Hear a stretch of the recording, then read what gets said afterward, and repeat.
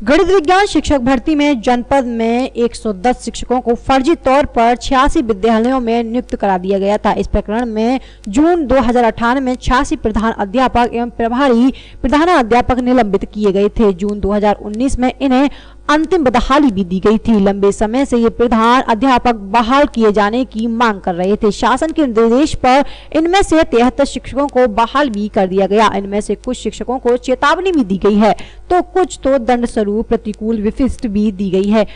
5 प्रधान अध्यापकों को फर्जी शिक्षकों को विद्यालय में ज्वाइन कराने का आरोपी मानते हुए स्थायी रूप से इनको 2 इंक्रीमेंट रोक दी गई है। वहीं बेसिक शिक्षा अधिकारी राजेश कुमार सिंह की इस कार्रवाई से बहाल किए गए प्रधान अध्यापक संतुष्ट नहीं हैं। उनका कहना है कि शासन से बहाली के जो आदेश आए थे उनमें साफ लिखा था कि बहाल किए जाते समय इनके खिलाफ कोई कार्रवाई नहीं की जानी चाहिए, जिससे कि विभाग में नहीं माना गया है। बहाल किए गए दर्जनों भर से अधिक प्रधानाध्यापक बेसिक शिक्षा अधिकारी कार्यालय पहुंचे। यहाँ उन्होंने अपनी समस्याओं को लेकर बेसिक शिक्षा अधिकारी से मुलाकात की और ज्ञापन भी सौंपा। बहाल किए गए प्रधानाध्यापक लोकेश गोस्वामी द्वारा निलंबन से बहाली तक के पूरे प्रकरण और बहाली में की गई गड़बड़ियों के विषय में भी जानकारी दी। सर एक तो यही है अपना जो बोल दिया लोकेश सर ने, और सर ये है हम 13 लोगों के उन्होंने बहाली पत्र रोक दिए हैं, जिनमें कि इन्होंने कहा है बहाली अपने अभिलेख लेके, जो अभिलेख हमारे पास है ही नहीं, हमने थाने में जमा कर दिए। इन्हीं के आदेश अनुसार थाने वाले ले आए। हम तो थे ही नहीं उस समय, इंचार्ज ने दिए हमारे ने, हम तो निलंबित थे उस समय। उसका हम पर क्या कहते हैं उनकी रिसीविंग भी है थाने की लेकिन उन्होंने क्या किया, हमको रोक दिया है कि तुम्हारे पास वो नहीं है। लेकिन हम थाने में जाके और फिर थाने वाले कोर्ट में भी जाके पता कर आए। बार जब से छुट्टियाँ हमें हुई है तब से बार चक्कर लगा रहे हैं, लेकिन हमारे पास अभी वो यहाँ पे है ही नहीं है। तो हम कहाँ से लाए अभी लेकर चेक कराने के लिए। और सर एक बात और सुनिए मेरी, इसमें भी ऐसा हुआ है जिन पे अभिलेख है ही नहीं है, जिन पे रिसीविंग भी नहीं है, उनको बहाल कर दिया। ये धांधली चली है यहाँ पे।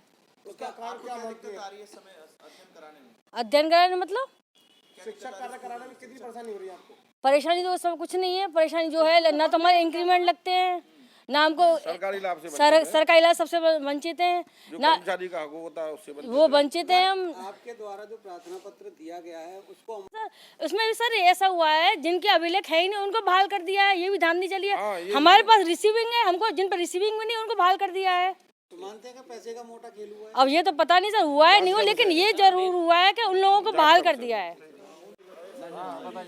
तत्कालीन बीएसए ने इंफॉर्मेशन दी कि आप सब लोग एफआईआर कीजिए इनके खिलाफ। सभी लोगों ने एफआईआर कर दी। क्या इनको ये नहीं पता था उस समय कि इनके डॉक्यूमेंट कोर्ट डेफिनेट जमा करेगा, और आज उन्हीं अध्यापकों से डॉक्यूमेंट मांगते हैं और जो कि कोर्ट में जमा है, कोर्ट में इनको खुद निकलवानी चाहिए, ये नहीं निकालते। और जो मैडम कह रही हैं जिस तरह से, इसमें आप ये देखिए जिन लोगों के पास रजिस्टर खो गई या जो संबंधित अध्यापक लेके भाग गया, उनके पास कुछ है ही नहीं, उनको बहाल कर दिया गया। और जिनके पास जो रिसिप्ट दे रहे हैं इनको के थाने में जमा है हमारा, आफ्टर दैट भी ये लोग जो है इनको बहाल नहीं कर रहे हैं, उनको बहाल भी कर दिया। कारण मानते हैं खुला जो है पैसा चला है, इसमें दबा के पैसा खाया गया, जो मनमानी की है, किसी को प्रतिकूल दे दिया, किसी को कुछ दे दिया, मतलब जो मन में आया वो किया है।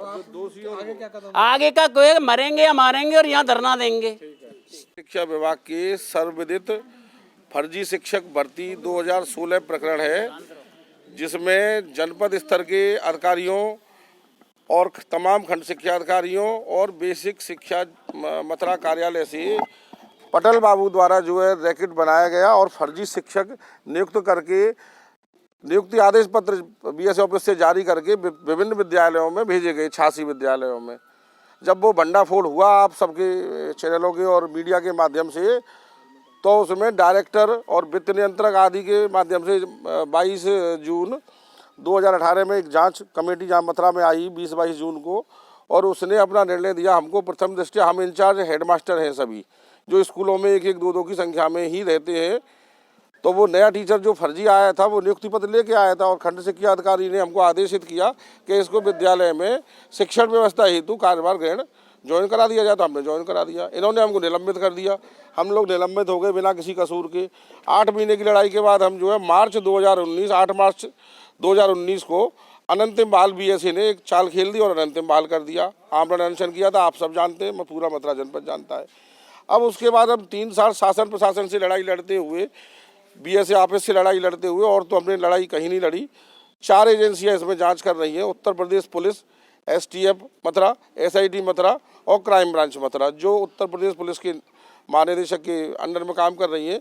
उनको हमको कहीं दोषी किसी प्रकार नहीं माना है, और जिनको माना है उनके खिलाफ में एफआईआर करी है, जेल भेजे, और आज भी मामला जो है न्यायालय में विचाराधीन है और सब जेल चले गए हैं और उसमें तमाम लोग उसमें पकड़े गए हैं। बीएसए साहब से आप मिले हैं, क्या आश्वासन मिला है? देखिए, उस समय संजीव कुमार सिंह बीएसए थे जब ये भर्ती हुई, उसके बाद 3 बीएसए बदल गए और ये नए बीएसए आए जो कुछ 4-6 महीने पहले मथुरा में कार्यभार ग्रहण किया है इन्होंने अगस्त सितंबर में।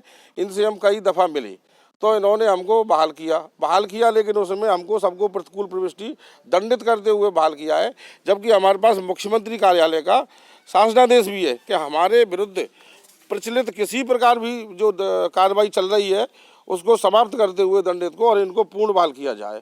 उसका पालन नहीं किया है। हम ये चाहते हैं कि जो इन्होंने हमारे लेटर जारी, आदेश पत्र जारी कर दिए हैं बहाली के, उन पर पुनर्विचार किया जाए और सबको निर्दोष करार देते हुए सवेतन शपथ सभी को बहाल किया जाए। 86 अध्यापक इसके, भाई साहब हम 86 अध्यापक इसमें हैं जो अभी ड्यूटी से अनवरत अलग चल रहे हैं। नहीं, ड्यूटी तो कर रहे हैं लेकिन हमारे अधिकार सीज हैं। जैसे हमको पूर्ण वेतन नहीं मिल पा रहा है, हमको विद्यालय का कार्यभार नहीं मिल पा रहा है, जो हमारी सामाजिक जो है वो ठीक रही है ना, छवि खराब हो रही है कि खाम को, और हमारा दोष है नहीं।